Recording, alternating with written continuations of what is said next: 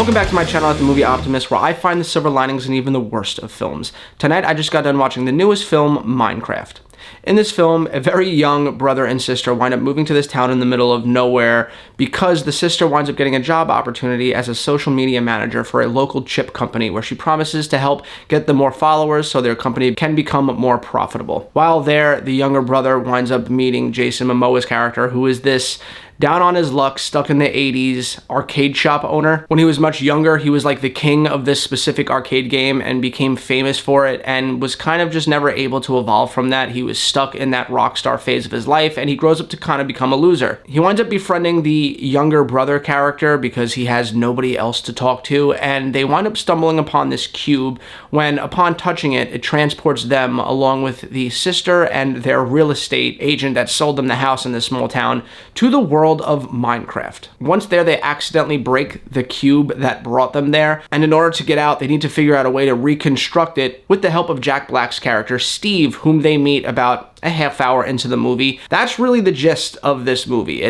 They go to this world of Minecraft and they need to get out, so it's a tale of from point A to point B. Now, I'm just going to start off with saying this is a bad movie that I found myself laughing at a lot. Starting off with the bad, because I want to end on a high note here. This movie is all over the place. First of all, structurally, like I said, this movie is a very paper-thin plot. It's literally get from point A to point B.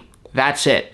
There are character arcs in this film, especially with Jason Momoa's character, where he starts off one way and you can kind of see where he's going to end. It's very predictable. The exact thing that you think is going to happen with his character towards the end of this film happens, and it's like that with the rest of the cast. All of their arcs are wildly predictable. So with predictable character arcs where you're supposed to evolve as a character and a very paper-thin plot, this movie started off with not a whole lot going for it, and there's just some ridiculous logic problems in this film that even I, the movie optimist, kept having a hard time digesting, if you will. Firstly, out of nowhere, all of these characters are trained in jiu-jitsu. They come from small beginnings with no fighting background, and the second they're put into this world, they're all just trained assassins that could defeat any enemy that gets thrown their way. And like, I get it, it's a kid's movie, but where did they learn to fight? Out of nowhere, they're just wielding shovels like they're katana warriors, and it just didn't make any sense. There's also the logic of Jack Black being stuck in this place for a long time and how he hasn't aged. For one, does his world have some kind of like spell in it where if you're there, you just don't age? Also, the fact of how is he still nourished? Well, like, what does he eat? Like, they show you him eating in this world, but like, would that even be nourishing to the human body to take these pixelated video game type animals, fry them and eat them? They don't do a good job explaining the rules of this world and how Jack Black survived for as long as he did in it. There's also some choices in who they have voice a lot of the enemies in this film, which really pulled me out of it a lot of the time because it doesn't fit the character designs. Like,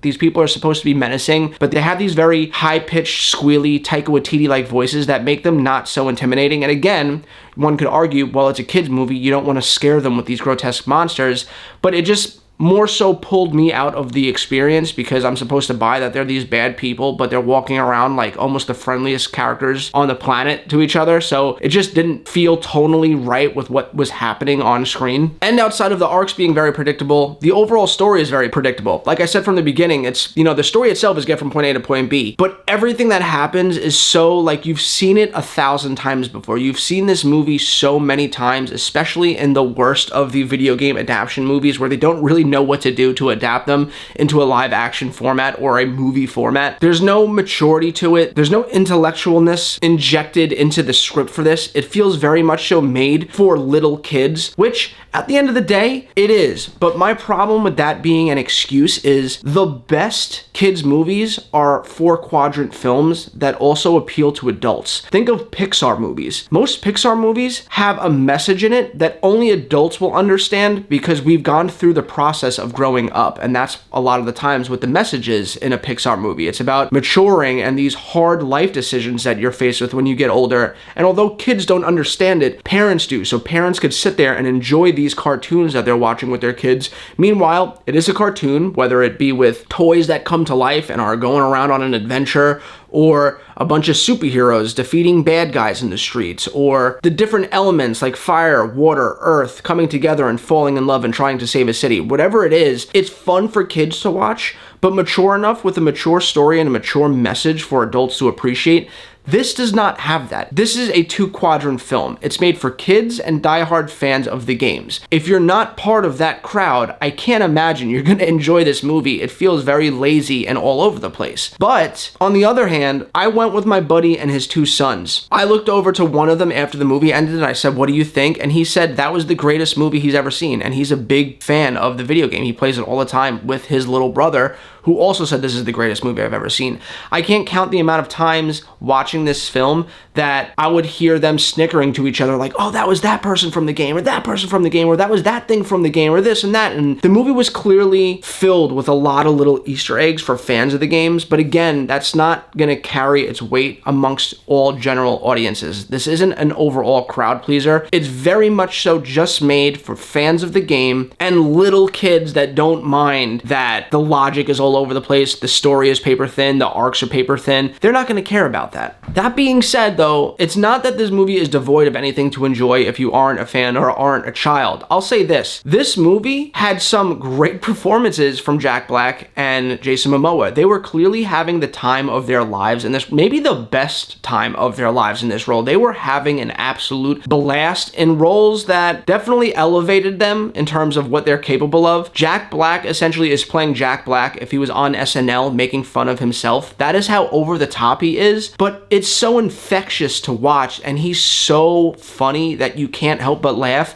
And Jason Momoa did a very smart decision here where he went against his usual trope of playing like the macho tough guy, where he plays kind of like this cowardly, flamboyant 80s rock star who does have the arc of becoming a hero towards the end, which you expect, but he plays into it really well, and he has some great comedic chops. He was really funny in this film, and that's what this movie has going for it, where everything else failed. If at nothing else at the end of the day, laughter is the greatest medicine for the worst of things. Whether you're depressed, angry, sick, if you could laugh, it makes everything better, and that really is such a big band-aid for this film, because I'll tell you what, as much as I didn't like the plot or the story or the laziness of the character arcs or the logic problems where people just know how to fight like they're Jackie Chan, I thought that the humor carried this movie where I didn't go 2 minutes without laughing. And I don't mean just like a pity chuckle. I mean like there were scenes where I was genuinely like laughing out loud along with the audience. And because that happened 75-80% of the movie, when I walked out of there, I had to think if I actually enjoyed it or not, because I haven't laughed that hard in a movie in a long time. And that's a testament to how good Jack Black and Jason Momoa are in this film.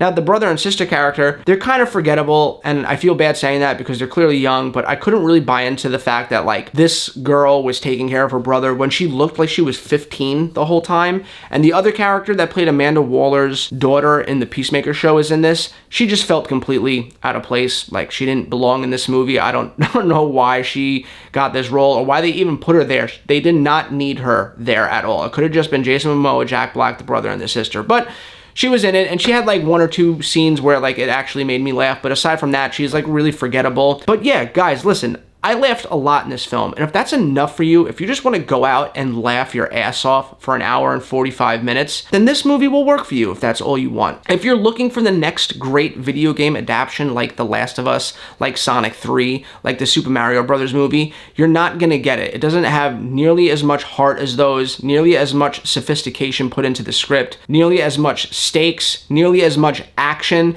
There is action in this, there's a ton of action, but it's all, again, very kidified in the way they go about doing it. Like, none of the action feels, like, weighty or emotional when, like, Sonic's beating up Shadow, or when Joel is protecting Ellie, or when the Mario Brothers are teaming up to take on Bowser. Like, those fights were epic, but there was nothing really epic in this film. At the end of the day, it was just a comedy, and for that, I give this movie a 5 out of 10. Originally, the score was going to be much lower, but again, on further reflection, I laughed so much in this film, I had to boost it up a couple points because I haven't laughed that hard in a very long time. Anyway, guys, if you do go out to see this movie and you are a fan of the video game, there is an after credit scene, which there's actually 2. One of them was played for laughs with the Jennifer Coolidge character, which was fine. She was fine in it. She plays the same character that Jennifer Coolidge always plays.